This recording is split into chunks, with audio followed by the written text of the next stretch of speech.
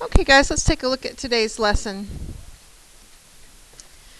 We've already learned about indefinite integration. Today we're going to venture into definite integration.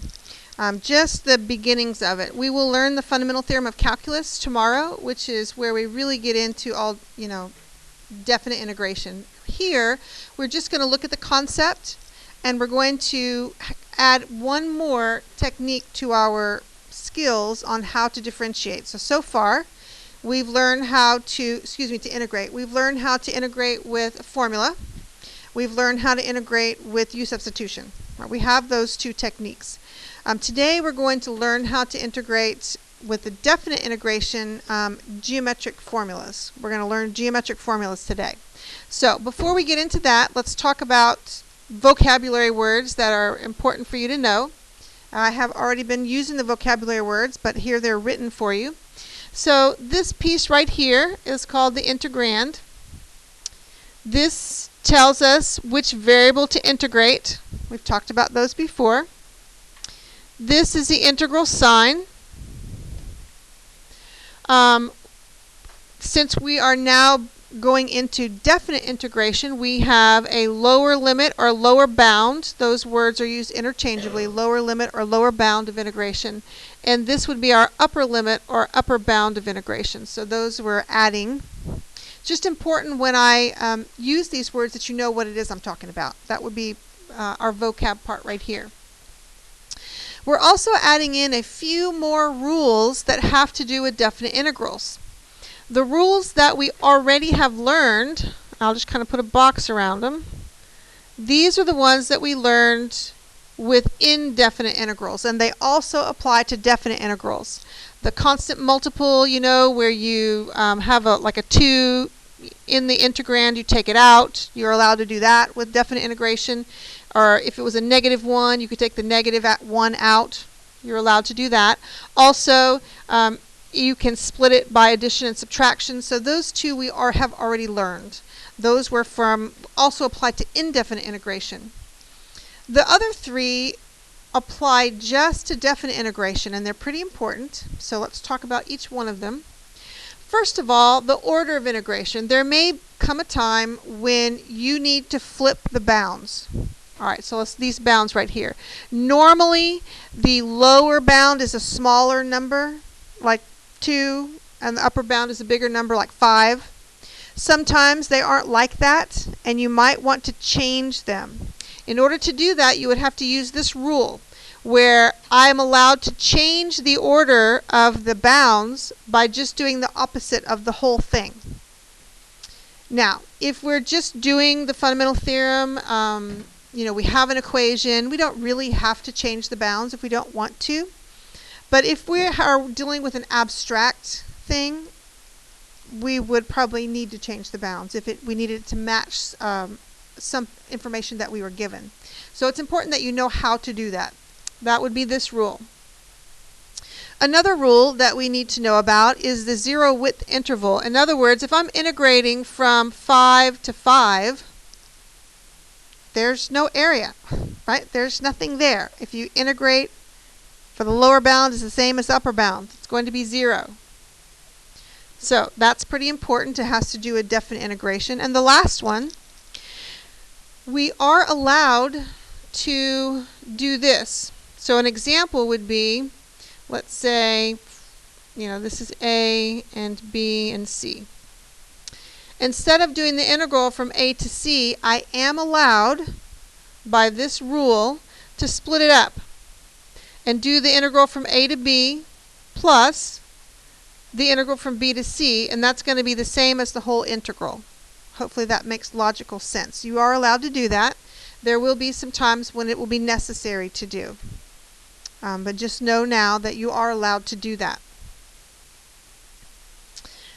We will be dealing right now with continuous functions. Later on in the school year, we will learn how to deal with discontinuous functions in integration, but not yet. That is a while. Right now, we're just going to talk about continuous functions. If it's continuous, then we can do the definite integral, basically is what that's saying. So that's the type of functions we're going to be dealing with, are continuous functions. this integral, the integral of f from a to b, visually would look like this if I were wanting to see a graph of it. If I'm graphing, say this is f, and I integrate from a to b, I'm collecting all of that area in there, which is what we started talking about on Friday, but we talked about it in terms of approximating the area. This is the exact area. This integral will calculate the exact area for us. It's not an approximation. Provided that we're able to do the integral. As I explained at the beginning, all integrals are not solvable. That's why we need approximation techniques. It's not possible to do all of them by hand. And the last thing that I want to talk about on this page is definition of a definite integral. Now, we have a whole lesson on this, so I don't really want to get really detailed into it, but let me just say that what this is talking about, so this integral, the basis or the foundation of the integral has to do with taking the limit as the number of rectangles goes to infinity of this summation. Okay, and on Friday we talked about how the more number of rectangles we would get, the more accurate our estimate would be. All right, the more rectangles, the more accurate. Here, we're not going to be able to get away from limits ever, just so that you know. We had a unit on limits. We used the definition of the derivative has a limit in it. The integration has a limit in it. They're everywhere. At this point, no, don't memorize it yet. We have a lesson to do with this. And what's going to be important is that you know how to utilize it. And I'll go through it when we get to that lesson. Okay?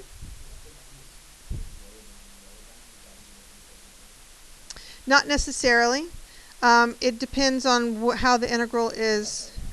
Yeah, it just depends. It could be. And so we'll look at different aspects like that. Okay, we okay so far? One other thing that we need to mention, and I guess I'll mention it here. So let's say I have some kind of a figure like this. What an integral does is it measures from, if this integral is with respect to x, it's going to measure from the x-axis to the figure. Okay? From the x-axis to the figure. From the x-axis to the figure. The ones above the x-axis would be positive. The one below the x-axis would be negative, unless our integral told us otherwise, like if it was absolute value. They would all be positive. But if we're just looking at a picture, it's important to know that if the area of we're working with geometric figures today, if the geometric figure occurs above the x-axis, then this area we calculate is going to be positive, and if it's below the x-axis, it will be negative. Okay? One other thing that I need to mention is this is with respect to x. We're measuring from the x-axis. What if I had an equation with respect to y? That would mean that we would be measuring off of the y-axis, that distance. So that's just to keep in mind. So here, we're looking above and below the x. This would be, so that would be with respect to x. With respect to y, we would be looking to the left and to the right, just so that you are aware. That's how we would collect the area. Okay? And we'll have a lot of examples of that, and that will be more comfortable. Right now, it might be like, what? What is she talking about? It will get more comfortable.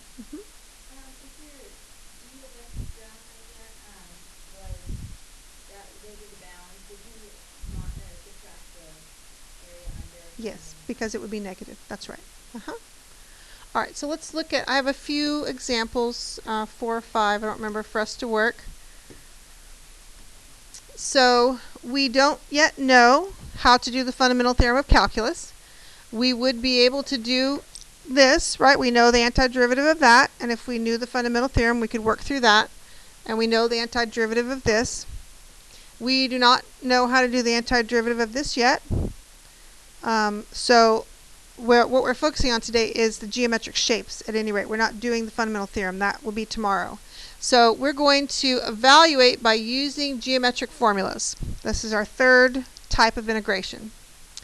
So if you remember from the vocabulary part of the first slide that f of x is 4 here. That's what that is.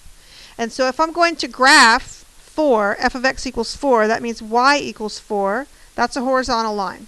Okay? And so I'm going to graph it from 1 to 6. So we have a horizontal line from 1 to 6. So the area that I'm going to be calculating is going to be that area, which would be the area of a rectangle, which we know is length times width. And so the length would be 5, and the width would be 4. So our value here would be 20. The integral from 1 to 6 of 4 would be 20. Now, even when you learn the fundamental theorem, it's probably even faster to do it that way than going through the fundamental theorem. It just depends on what you like. The next one, we have a line, x plus 2. So we don't want to start until 1, though. Let's see. So our y-intercept would be here. So we would start at 1, go like that. So that would be our line. Now, we need to keep in mind that we're going to be collecting the area from the x-axis to the figure. We have to go all the way down to the x-axis. And that is the area that we're going to be calculating. Several ways to do it. You could do a rectangle and a triangle if you want to do. I actually did a trapezoid. So our trapezoid would be 1/2 base 1 plus base 2 times height. So 1/2. My base 1 would be 3. Base 2 would be 5. My height would be this way, just like we calculated, if you remember, on Friday. It's the same thing. So we'd have 8 divided by 2 multiplied by 2 is just 8 would be our integral. Okay, is that okay? All right. This one is going to be pretty common. We need to recognize what this is. Some of us may already recognize what it is. Some of us may not. Okay, hopefully we can kind of recognize that it's a semicircle. Let's see what it would have looked like before I had solved for y squared.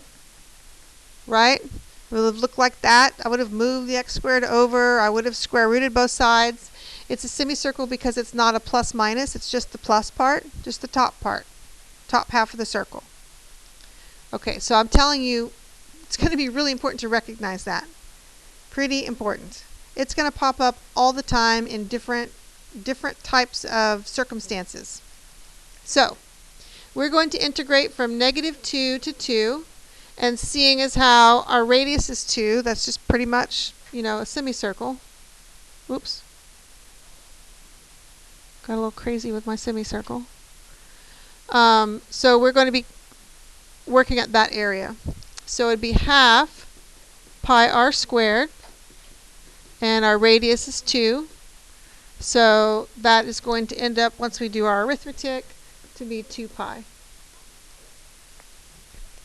Now, and I'm going to show you in a little bit how to do integration on your calculator.